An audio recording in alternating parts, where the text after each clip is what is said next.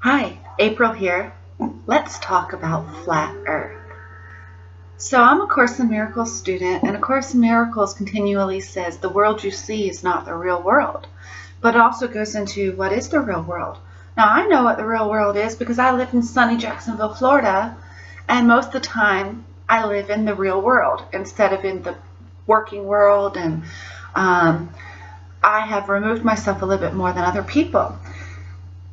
So I one day decided to Google what is the world, and I began to see these flat earth videos, and then it suddenly made so much sense. So my friend is a Freemason. He is a second-time worshipful master here in Jacksonville, Florida. Currently he's the worshipful master just again for the second time, and he will be for a year. I've learned some things just by observing. He doesn't say a thing, and his wife tells me some things because she's just a loudmouth bitch, but she doesn't know anything either. She's real dumb. So this atlas was from my childhood. Okay, I'm 36 years old. This atlas copyright date is 1984. So this is from my parents ordered an Encyclopedia Britannica, a whole set, because we didn't have internet back then whenever I started school. And this was there.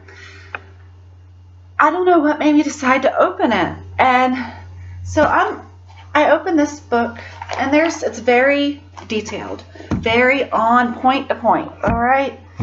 So it tells you about the biosphere. It tells you all these very detailed things about the life cycle. Now, right here says world number 1. And it is the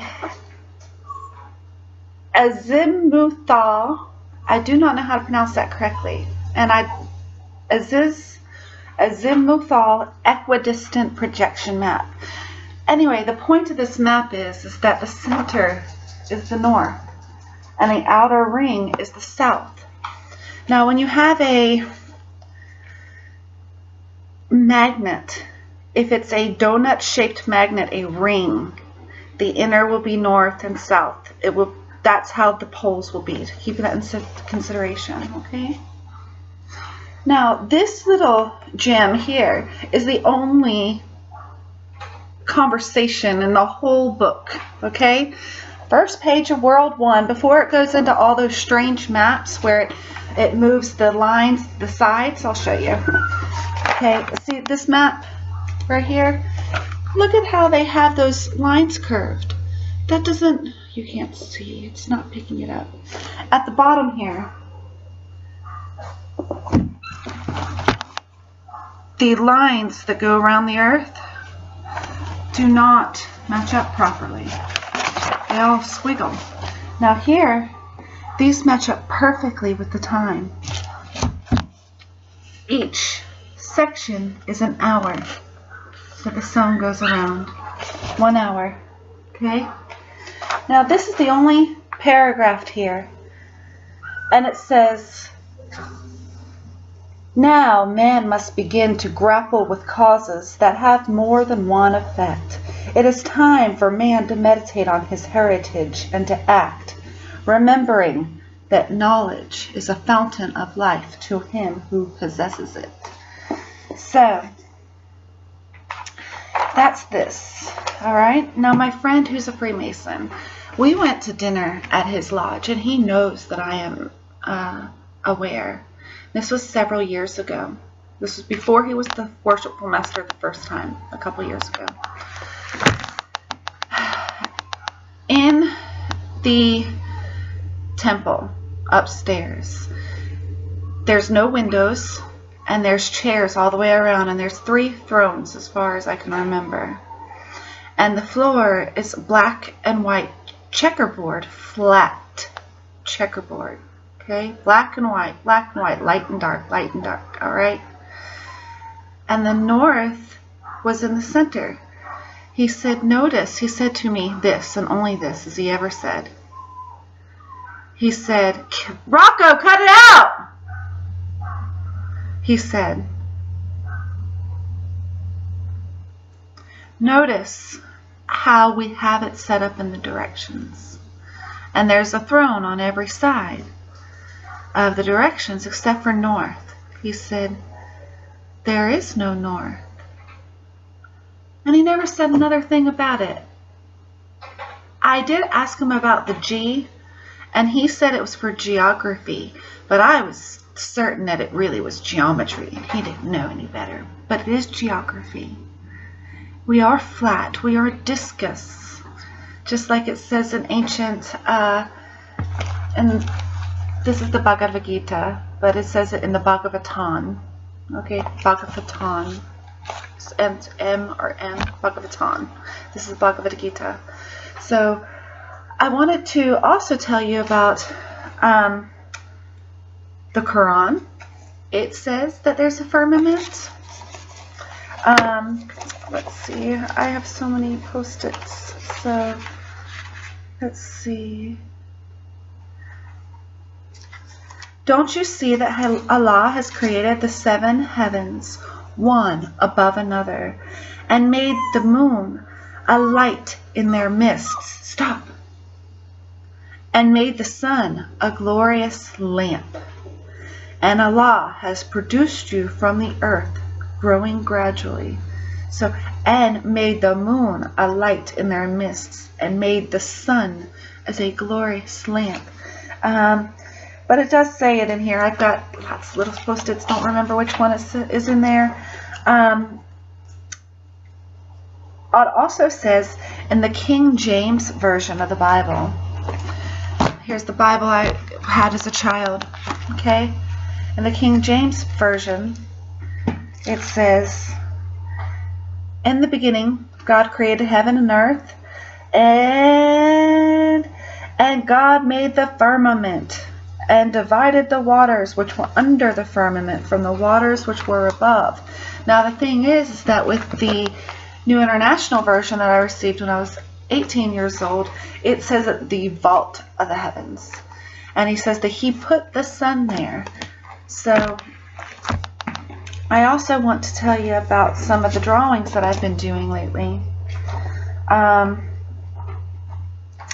So the Freemason symbol, okay, is a 90-degree angle ruler with a compass, okay, with a G. So G stands for geography. 90-degree angle. I didn't get that one for a while. I just thought it was the, you know, they are builders, right? I mean, I thought I knew some other things, but so if you take a 24-hour clock, all right, hickory dickory dock, right? Your line of vision from here straight out to the south where the sun is at noon, okay? The sun begins to come up over the ocean and begins to be seen. It doesn't ever set, trust me. It just comes into vision. So here to here is 45 degrees. Here to here is 45 degrees when it sets. That makes a 90-degree angle. That way is exactly to the south, right here, where I see the sun every single day. Now at noon, it will make as it moves through the year, it makes an 8 in the elongated 8 in the air, and that's how you can tell what time of year it is. Okay, so these 90-degree angles at times 4 is 360 degrees. So 360 degrees is a circle. Now, I happen to live on the ocean. When you live at the ocean and you watch the sunrise, okay? And just like whenever you see the sunrise and the pink in the air, and the pink in the air over here is as the light dissipates, because it gets so far away that you can no longer see the sun. Trust me. When you are on the ocean, it just begins to be seen, okay? Now, whenever you see a boat, a ship on the ocean here in Jacksonville, Florida, You can watch it and you can see it. It will never dip below the horizon, never. It'll be out there so tiny. And then you'll see another boat that's teeny, teeny, tiny and shadowy. But there's similar types of ships. You can see they're fishing ships. But one is teeny, tiny and shadowy, and one's bigger. And then they get bigger and bigger and more solid as they come closer to you. Come here, Rocco. So the sun literally gets so far away, and the reason that the pink in the sky is because the light is shattering. I don't know what the right word is, but I'll find it. I want to show you my little dog. He's just, get up there. Anyway, he's not real patient because he likes to go in and out all day long and be the boss. Anyway, Rocco says it's flat Earth. I think it's a flat Earth. Anyway, I think it might be a flat Earth, and I think it's very much like it says in the Bhagavatam, on a discus. And we are almost being like played like the light is the laser inside of a CD that plays your life. I think that's what I had to say today. Anyway, thank you for listening. Bye. Tell me what you think. Unless you're a troll, because you will be banished. Bye.